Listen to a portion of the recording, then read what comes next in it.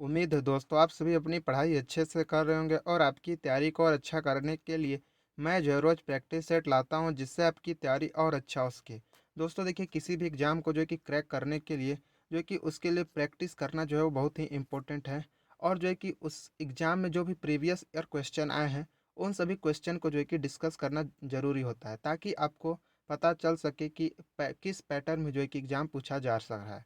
तो देखिए दोस्तों आज जो है कि कुछ प्रीवियस ईयर क्वेश्चन और साथ में जो है कि ऐसे क्वेश्चन देखेंगे जो आपके एग्जाम में आने की पूर्ण संभावना है। तो देखिए हमारा पहला क्वेश्चन है, वायुमंडल की कौन सी परत में ओजोन परत पाई जाती है।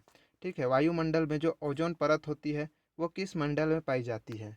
देखिए ऑप्शन है आपका समताप मंडल, क्षोभ मंडल, थर्मोस्फीयर या आयन मंडल। तो इसका राइट आंसर हो जाएगा आपका ऑप्शन ए, समताप मंडल। ठीक है, समताप मंडल में जो है कि ओजोन परत पाई जाती है और यह जो है वो 20 किलोमीटर से लेकर 50 किलोमीटर जो है कि बीच में पाई जाती है। नेक्स्ट देखते हैं, देखिए ओजोन परत क्या करती है, तो जो सूर्य से आने वाली पराबैंगनी किरणें होती है उससे हमारी क्या करती है, तो रक्षा जो है ये ओजोन परत करती है। चलिए नेक्स्ट देखते हैं। देखिए अगला क्वेश्चन है, किस भारतीय स्वतंत्रता सेनानी द्वारा प्रसिद्ध समाचार पत्र द हितवाद की स्थापना की गई थी। ऑप्शन आपका है गोपाल कृष्ण गोखले, बाल गंगाधर तिलक, अरविंदो घोष या जेम्स सिक्की। तो इसका राइट आंसर हो जाएगा ऑप्शन है गोपाल कृष्ण गोखले। गोपाल कृष्ण गोखले के द्वारा जो है वो सन 1911 में समाचार पत्र द हितवाद की स्थापना की गई थी। देखिए ऑप्शन बाल गंगाधर तिलक, तो बाल गंगाधर तिलक का कौन कौन समाचार पत्र थे, तो आपका मराठा और केसरी किसके थे, तो मराठा और केसरी जो आपके बाल गंगाधर तिलक के थे। देखिए गोपाल कृष्ण गोखले के द्वारा जो है कि सर्वेंट्स ऑफ इंडियन सोसाइटी की स्थापना जो है वो के गोपाल कृष्ण गोखले के द्वारा ही किया गया था। तो ये पॉइंट भी जो है कि आपको याद रखना है। तो इसका राइट आंसर हो जाएगा ऑप्शन ए। चलिए अगला देखते हैं। देखिए अगला क्वेश्चन है, निम्न में से किसके कारण हेपेटाइटिस रोग होता है।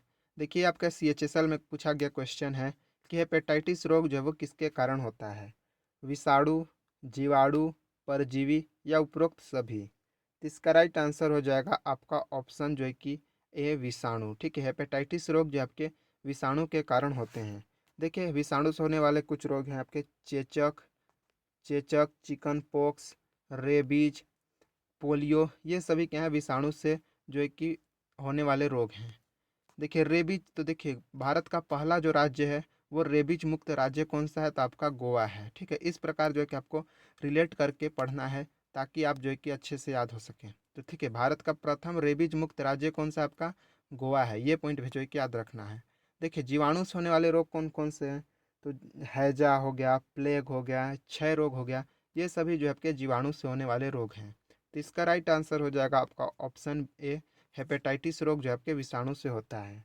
चलिए अगला देखते हैं। देखिए नेक्स्ट क्वेश्चन है, सूरज कुंड उत्सव किस राज्य में मनाया जाता है। ऑप्शन ए है Gujarat, option B Haryana, option C Madhya Pradesh और ऑप्शन डी है राजस्थान। तो इसका राइट आंसर हो जाएगा आपका ऑप्शन बी, हरियाणा। ठीक है, सूरज कुंड उत्सव जो है वो हरियाणा के फरीदाबाद जिले में मनाया जाता है। ठीक है, ये कहाँ मनाया जाता है, तो आपके हरियाणा के फरीदाबाद जिले में मनाया जाता है। ये आपके फरवरी माह में सेलिब्रेट किया जाता है और ये जो है आपके 15 दिनों का उत्सव होता है। ठीक है, तो कहाँ सेलिब्रेट किया जाता है, हरियाणा में। कौन सा जिला, फरीदाबाद जिला। किस माह में, फरवरी माह में। और ये 15 दिनों तक जो है कि उत्सव चलता है। चलिए नेक्स्ट देखते हैं।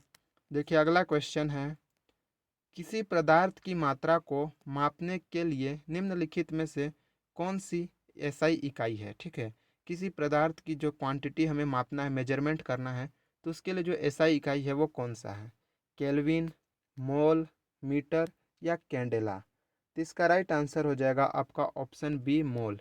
ठीक है, किसी पदार्थ की मात्रा को मापने के लिए हम जो है कि उसकी जो एसआई इकाई होती है वो क्या होती है, मोल होती है। देखिए केल्विन, केल्विन किसकी एसआई इकाई होती है, तो केल्विन जो आपका तापमान, टेम्परेचर का एसआई इकाई होता है। मीटर, मीटर किसका होता है, तो लेंथ यानी कि लंबाई का एसआई इकाई होता है। और कैंडेला जो आपका ज्योति तीव्रता की जो है एसआई इकाई जो होती है वो कैंडेला होती है। तो इसका राइट आंसर क्या हो जाएगा, तो इसका राइट आंसर हो जाएगा आपका ऑप्शन बी, मोल। चलिए अगला देखते हैं। देखिए नेक्स्ट क्वेश्चन है, निम्नलिखित में से किस राज्य में दक्कन पठार की सबसे ऊंची चोटी अनाई मुदी स्थित है। ठीक है, सबसे ऊंची चोटी देखिए ढक्कन पठार की, आपको यहाँ से एक क्वेश्चन बन जाएगा कि ढक्कन पठार की सबसे ऊंची चोटी कौन सी है, तो इसको याद रखना आपका अनाईमुदी। और ये किस राज्य में स्थित है, तो इसका राइट आंसर हो जाएगा आपका ऑप्शन बी केरल। ठीक है, केरल में जो है कि अनाईमुदी स्थित है। और ये जो है आपका पर्वत पश्चिमी घाट पर स्थित पर्वत है। ठीक है, अनाईमुदी जो आपके पश्चिमी घाट पर स्थित पर्वत है।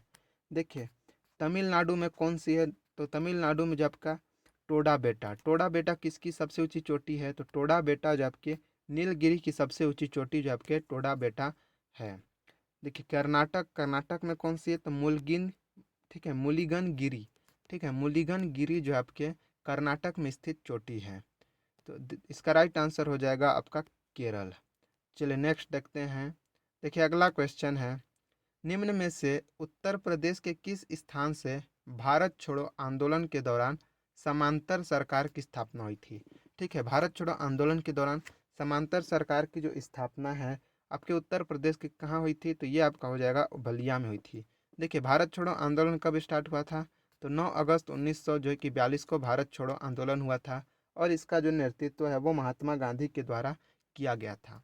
और इसी आंदोलन में महात्मा गांधी ने क्या दिया था, करो या मरो का नारा दिया था। ठीक है, डू एंड डाइट का जो कि डाई का नारा जो है आपको इसी में महात्मा गांधी के द्वारा दिया गया था।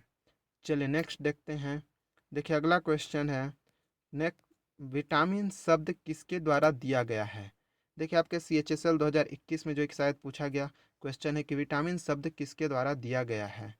तो ऑप्शन है एडवर्ड जेनर, ऑप्शन बी है लुई पास्चर, ऑप्शन सी है सी फंक और ऑप्शन डी है लूनिन। तो इसका राइट आंसर हो जाएगा आपका ऑप्शन जो है कि सी फंक। ठीक है, विटामिन शब्द जो है आपके सी फंक के द्वारा दिया गया है। देखिए विटामिन ए होता है, vitamin B, vitamin C, vitamin D, vitamin E और के, ये जो विटामिन होते हैं। देखिए बी और सी जो होते हैं क्या होते हैं, तो ये आपके वसा में जो है कि घुलनशील जो होते हैं वो विटामिन बी और सी होते हैं। चलिए नेक्स्ट देखते हैं। अगला क्वेश्चन है, सार्वजनिक रोजगार के मामलों में अवसर की समानता से कौन सा अनुच्छेद संबंधित है। ठीक है, सार्वजनिक रोजगार के मामलों में जो अवसर की समानता है वो किस अनुच्छेद में जो है कि उल्लेखित है।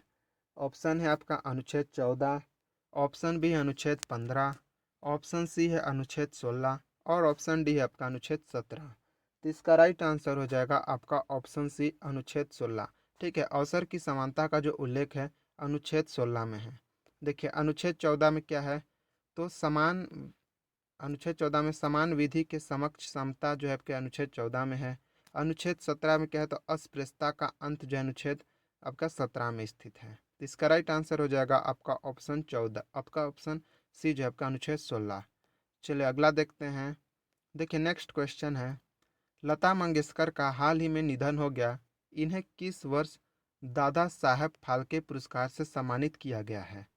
ठीक है, लता मंगेशकर का हाल ही में जो है कि निधन हो गया, ये कहाँ की रहने वाली थी, तो MP इंदौर में जो है कि इनका जन्म हुआ था। इन्हें किस वर्ष जो है आपका दादा साहब फाल्के पुरस्कार सम्मानित किया गया था। ऑप्शन है आपका 2001, ऑप्शन बी है 1985, ऑप्शन सी है 1989 और ऑप्शन डी है आपका 2005। तो इसका राइट आंसर हो जाएगा आपका ऑप्शन जो है कि सी 1989। ठीक है, 1989 में इन्हें दादा साहब फाल्के पुरस्कार से सम्मानित किया गया था। देखिए 2001 में क्या दिया गया था, 2001 में जो है क्या इन्हें भारत रत्न से सम्मानित किया गया था। ठीक है, भारत रत्न सम्मानित किया गया था।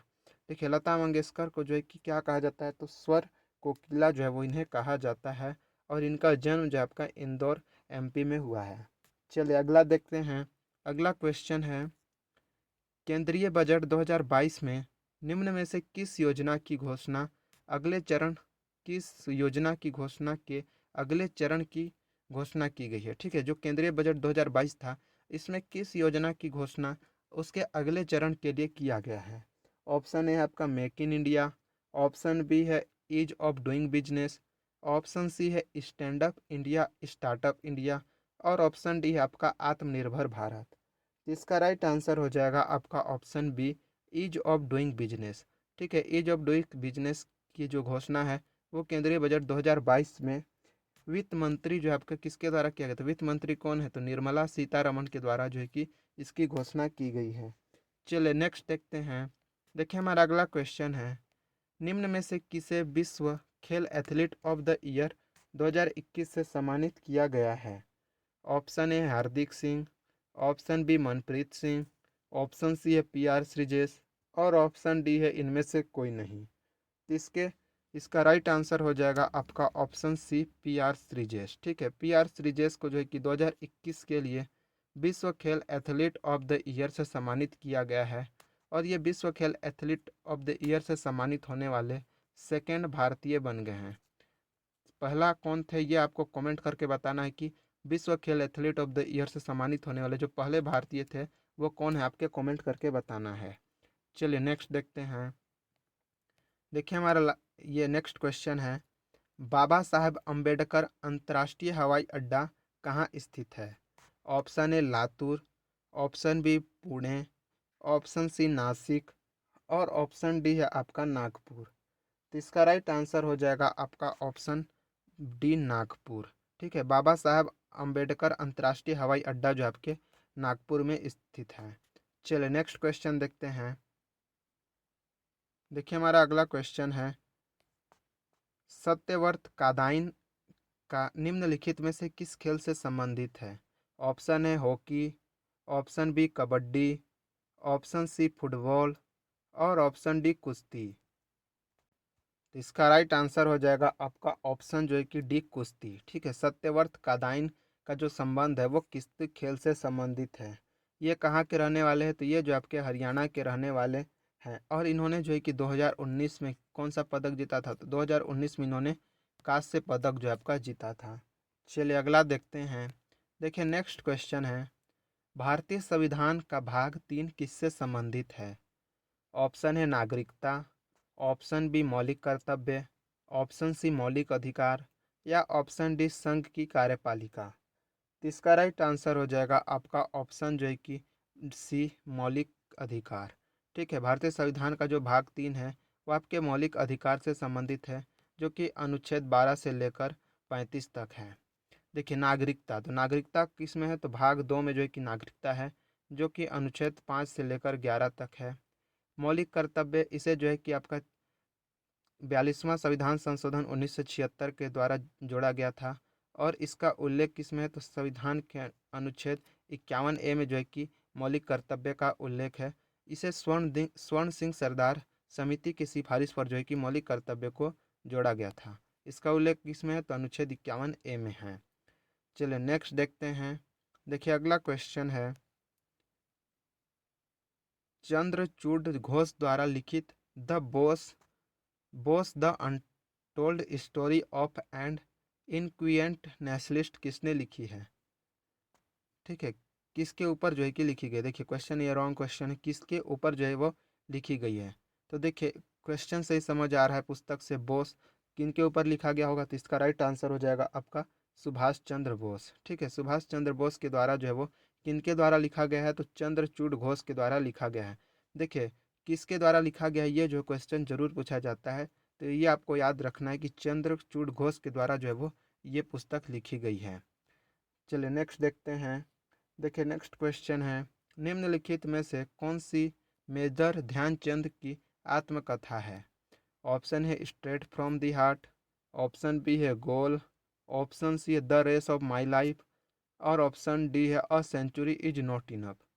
तो इसका राइट आंसर हो जाएगा आपका ऑप्शन जो है कि बी गोल। ठीक है, मेजर ध्यानचंद की जो आत्मकथा है वो क्या है, गोल है। इन्हें क्या कहा जाता है, तो इन्हें हॉकी का जो है कि जादूगर कहा जाता है। तो इसका राइट आंसर हो जाएगा आपका ऑप्शन बी गोल। ठीक है, चलिए ने देखिए the race of my life किसकी आत्मकथा है, तो ये आपके मिल्खा सिंह की है। ठीक है, फ्लाइंग सिख किन्हें कहा जाता है, मिल्खा सिंह को ही कहा जाता है। ये जो उनकी आत्मकथा है। चलिए नेक्स्ट देखते हैं।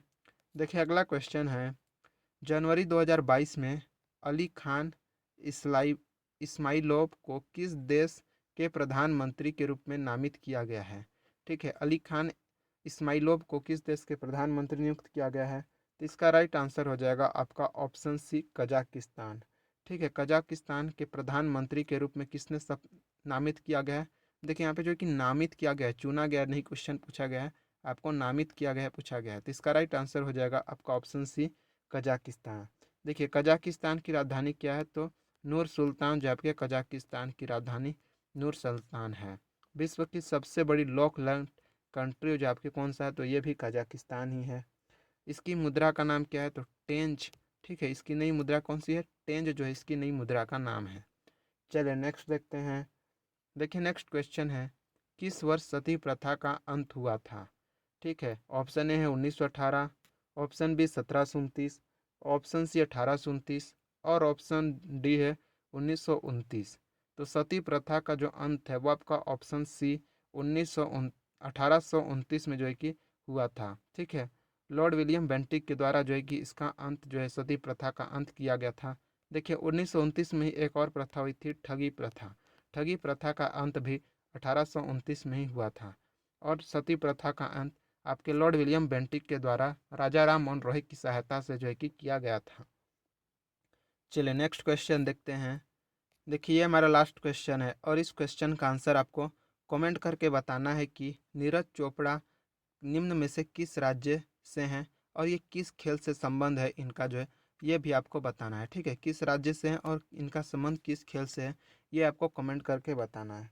तो दोस्तों वीडियो अच्छी लगी तो वीडियो को लाइक शेयर करें और अगर आप हमारे चैनल पर नए हैं तो चैनल को सब्सक्राइब कर लें। धन्यवाद।